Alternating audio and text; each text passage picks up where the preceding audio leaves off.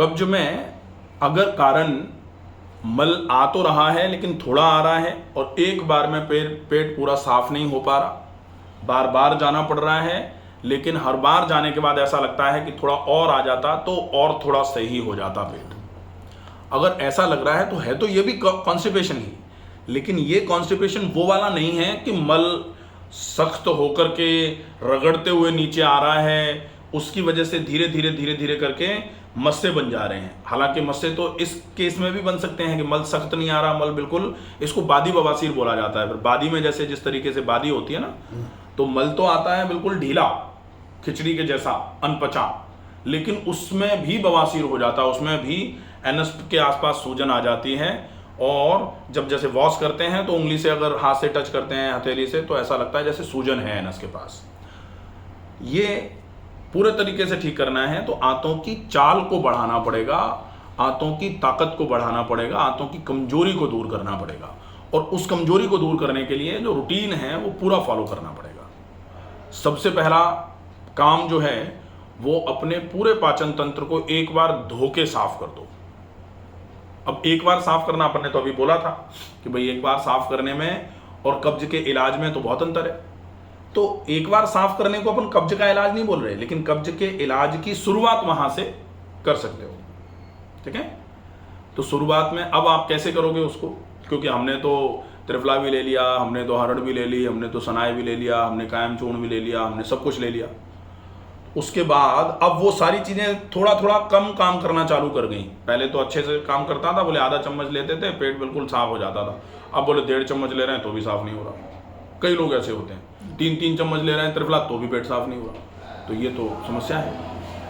अब ऐसे समय में हमको करना क्या पड़ेगा, पूरे रूटीन को अच्छे तरीके से फॉलो करना पड़ेगा। आप एक बार पेट साफ करने के लिए त्रिफला का या हरड़ का उपयोग कर लो। हरड़ में तो उपयोग कर रहा हूँ।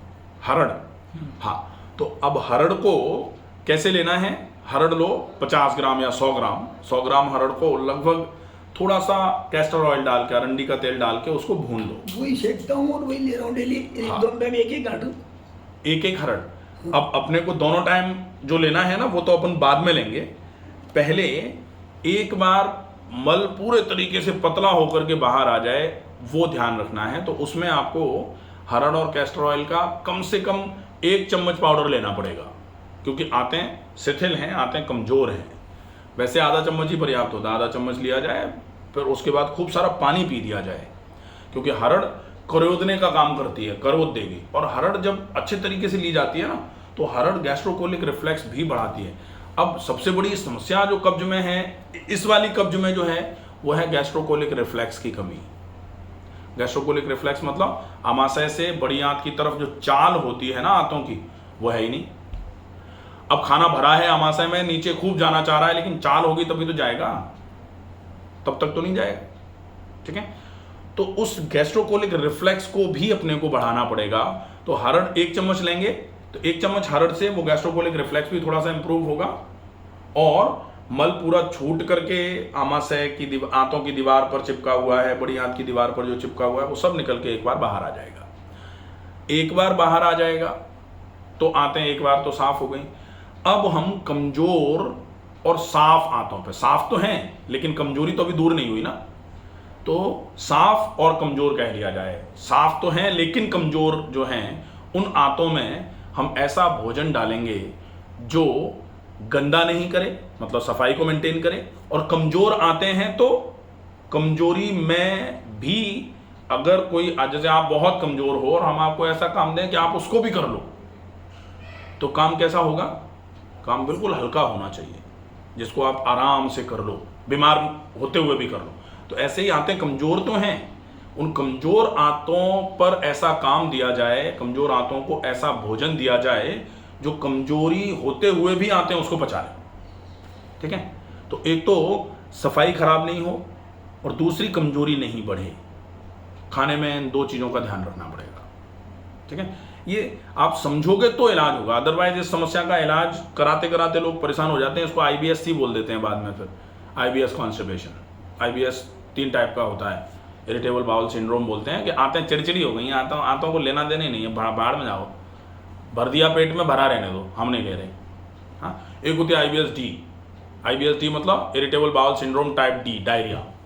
तो आप जो भी डालोगे निकल के बाहर, कि हमें नहीं चाहिए कुछ, डाला बाहर, डाला बाहर। एक होता है IBS-M। IBS-M मतलब कभी कब्ज हो जाएगी, कभी मोशन हो जाएंगे, कभी कब्ज हो जाएगी, कभी मोशन हो जाएंगे, इसको IBS-M बोलते हैं। ठीक है, तो IBS कोई तुरंत होने वाली बीमारी नहीं है। IBS होती है तब जब, जैसे किसी की सुनने की क्षमता ज़्यादा है तो आप सुनाए जाओ, सुनाए जाओ, सुनाए जाओ, सुनाए जाओ, तो वो कब चिड़चिड़ा होगा? जब आप अपनी हद पार कर दोगे, तब तक तो चिड़चिड़ा नहीं होगा ना। तो ऐसे ही IBS होने का मतलब ही ये होता है कि जब अति हो जाती है पाचन तंत्र के दुख सहने की, तो पाचन तंत्र IBS जनरेट कर देता है। अब ले लो, उसको IBS बोला जाता है। तो उस केस में भी ट्रीटमेंट तो IBS का भी, ऐसा तो है नहीं कि IBS का ट्रीटमेंट नहीं है, ट्रीटमेंट है, लेकिन उसका ट्रीटमेंट भी यहीं से शुरू होगा। ठीक है, तो उसमें सबसे ज़्यादा ज़रूरी होगा, आप आंतों को साफ कर लो। आपने हरड़ से साफ कर लिया, अच्छा और सुपाच्य भोजन जो आंतों को गंदा भी नहीं करे और आंतों की ताकत को भी कम नहीं करे, ताकत को बढ़ाने का काम जो कर ले, वो सुपाच्य भोजन। अब आंतों पर खून की चाल बढ़ाओ, जिस खून में ऑक्सीजन और न्यूट्रिशन ज़्यादा हो। भाई बेसिकली शरीर के किसी भी अंग की कार्यक्षमता बढ़ानी है तो उस अंग तक न्यूट्रिशन पहुंचाना है। न्यूट्रिशन कहाँ से आएगा? आप जो भोजन करोगे उसी से तो न्यूट्रिशन आएगा। तो भोजन में अच्छा खाया, आंत में पहुंचा, आंत से खिंच के खून में पहुंचा, खून से वो पूरे शरीर में चलने के लिए हार्ट में पहुंच करके पूरे शरीर में चलेगा, तब वो हार्ट से दोबारा आंत की दीवारों पर ताकत पहुंचाने की दृष्टि से ऑक्सीजन और न्यूट्रिशन वाला खून वहां तक ज्यादा पहुंचे, इसके लिए व्यायाम करो। तो IBS का इलाज अकेले खाने से नहीं हो सकता। खूब अच्छा खाओ, व्यायाम नहीं करेंगे नहीं आराम होगा, और अच्छा नहीं खाओ केवल व्यायाम करो तो भी नहीं होगा। तो दोनों ही चीजों को बैलेंस करके रखना पड़ेगा, खाना भी अच्छा और व्यायाम भी जो जरूरी है वो। ऐसा नहीं कि व्यायाम कर रहे हैं तो अपन कुछ इतना कर दें कि आज तो कर लिया, कल करने के लायक ही नहीं है, हाँ, तो वो भी नहीं चलेगा। ठीक है, तो अगर इन चीज़ों को हम समझ के करना चालू कर देंगे। व्यायाम जैसे खाने में क्या खा सकते हो आप जो जल्दी पचे, आप मैंने बताया अभी, सॉल्युबल फाइबर्स वाले जो कंटेंट हैं वो फ्रूट्स। आप खूब फल खाओ, अच्छे तरीके से फल खाओ, दिन में 2, 3, 4 बार फल खा लो। कोशिश करो वो खाना जो पचने में बहुत भारी है उसको मत ही खाओ। पचने में सबसे भारी क्या है? अनाज, अनाज, आम, अनाज, गेहूं, बाकी और कुछ, इनको छोड़ दो। अगर आपको ऐसा लगे कि नहीं पेट बार बार खाली हो जाता है, बहुत कमजोरी लगती है, तो अनाज में अनाज न लेकर के मिलेट्स ले लिए जाएं, जो मोटा अनाज जिसको बोला जाता है, वो उसका उपयोग कर लिया जाए, वो चलेगा। अगर नहीं लिया जाएगा तो बहुत अच्छा रहेगा। आप फल खा लो, आप उबली हुई सब्जी खा लो, आप थोड़े अंकुरित खा लो, नहीं पच रहे हैं तो उबाल के खा लो, सलाद खा लो, नहीं पच रहा है तो उसको भी उबाल के खा लो, वो बढ़िया है। ठीक है, तो ये भोजन हो जाएगा। अब भोजन कोई बहुत ज़रूरी नहीं है, जैसे कहने में तो ये कहा जाता है एक भुक्तम महायोगी, 2 भुक्तम महाभोगी, त्रिभुक्तम महारोगी। तो आपको अगर ज़रूरत पड़े तो फल आप 3 बार, 4 बार, 5 बार भी खा सकते हो। ठीक है, एक बार में थोड़े ज़्यादा नहीं, कम क्वांटिटी, थोड़े थोड़े करके 4-5 बार फल खा लो। फल से क्या होगा? अब जनरली सब लोग कहते हैं कि फल खाते हैं तुरंत तो पच जाते हैं, तो पचानी तो है, तुरंत पच जाएंगे, ऊर्जा मिल जाएगी। उसके बाद आंतें थोड़े समय के लिए रिलैक्स हो जाएंगी, और आंतें जब रिलैक्स हो जाएंगी तो आंतें अपनी ताकत बढ़ाने का काम कर सकती हैं, हीलिंग मैकेनिज्म पर चली जाएंगी। आंतों की ताकत धीरे धीरे करके जनरेट होना चालू हो जाएगी, चीज़ें ठीक होना चालू हो जाएंगी। व्यायाम में सिंपल व्यायाम करो, प्राणायाम करो और थोड़ा टहलो, टहलना और प्राणायाम। टहलना उतना जितना आप आराम से कर पाओ, जैसे 30 मिनट के आसपास सवेरे टहल लिया और 30 मिनट शाम को टहल लिया, पर्याप्त है।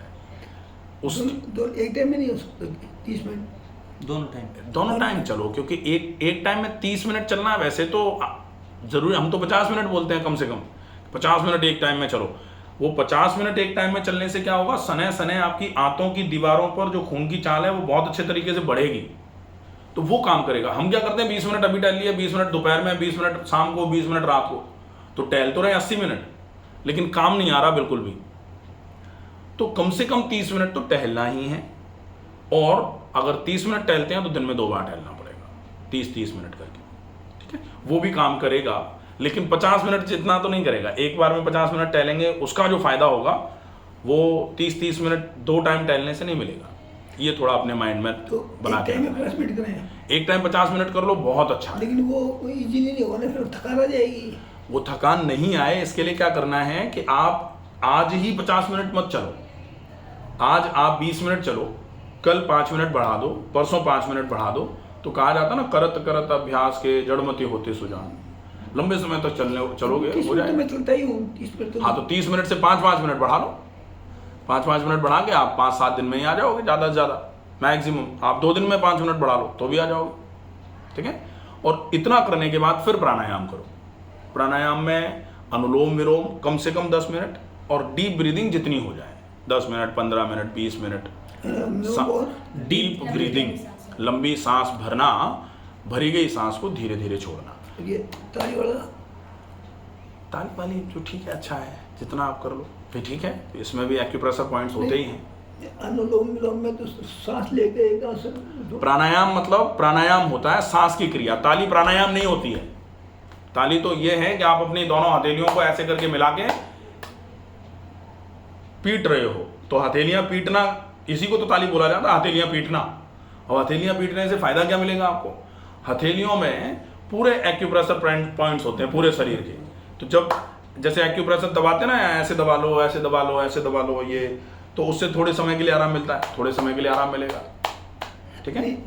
कल्याण का नया अंक आया था चौथे महीने, उसमें तालियों से ये जो है ना, अंक फंक जो है वो अच्छे हैं, लेकिन तालियों से ही अगर सबके इलाज हो जाते ना, बोलने को हम भी बोलते हैं कि ताली चिकित्सा जो है ना वो अच्छा है, होता भी है, लेकिन अगर अपन बाकी सब छोड़ के केवल ताली याद रखेंगे ना तो कुछ नहीं मिलेगा। टहलना और ताली दोनों, टहलना और प्राणायाम, उसके बाद ताली बजानी है बजाओ, नहीं बजानी मत बजाओ, लेकिन प्राणायाम छोड़ के ताली बजाएंगे नहीं चलेगा। प्राणायाम कंपलसरी है। अनुलोम विलोम और डीप ब्रीदिंग, लंबी गहरी सांस भरना और भरी गई सांस को धीरे धीरे छोड़ना, ये दोनों चीजें इतना करेंगे ना बहुत अच्छा आराम है। प्लस नेचुरोपैथी इलाज जो है वो अपन यहाँ करेंगे, हो जाएगा, कमजोरी दूर हो जाएगी। फल की अवेलेबिलिटी रोज नहीं हो पाती, गांव में रहते हैं नहीं ये। अच्छा, फल जैसे कुछ ऐसे फल रख लो, जैसे आम तो ऐसे सारे पेस्टिसाइड से आ रहा है। आम अब वैसे तो अगर अपन इतना सोचना चालू करेंगे ना तो फिर कुछ ही नहीं खा पाएंगे, सब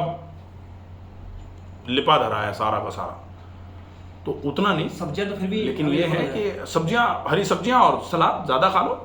फल आप ऐसे फल रख लो जिनको जैसे रखा जा सकता है, केला ले लो, केला वगैरह। केला ज़्यादा नहीं खा सकते, केला अपने यहाँ जो मोटे छिलके का आता है वो ज़्यादा नहीं खाना कब्जी चाहिए। करता है। केला कब्जी करता है, वो पतले छिलके वाला आता है ना, बिल्कुल, वो यहाँ मिलता नहीं है।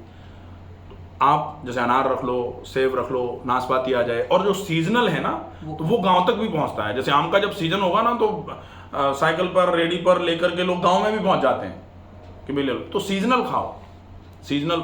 और गांव के आसपास जो सब्जियां उगाई जा रही हैं आजकल, हर व्यक्ति थोड़ा सतर्क होना चालू हो गया। 30 साल पहले वाला जमाना, 40 साल पहले वाला जमाना अब आना चालू हो। गाँव के लोग हालांकि गाँव में उगाई है कि नहीं उगाई पता नहीं है, लेकिन रोड पर आकर के सब्जियां रखते हैं। आप देखते हो, जाते जाते कहीं भी जाओगे ना तो हर गांव के आसपास वाली जगह पे कुछ लोग बैठ करके छोटा सा वो लगा करके टेंट टाइप का और सब्जियां रखते हैं, आप वहां से ले लो। और रस लेंगे पूरा खाओ, रस नहीं, क्योंकि जैसे जितना मौसमी चबा के रस खाओगे उतना ज्यादा अच्छा है। मौसम्बी के रस से ज्यादा मौसम्बी खाना उपयोगी है। रस के बजाय वैसे खाओगे डायरेक्ट। हाँ, डायरेक्ट खाओगे उसका फायदा मिलेगा। मौसमी है तो मौसमी तो रस ही लिया जाएगा। नहीं, रस क्यों लिया जाए? मौसम्बी को भी चबा के खाया जा सकता है, उसका फाइबर अपन थूक देते हैं रस में।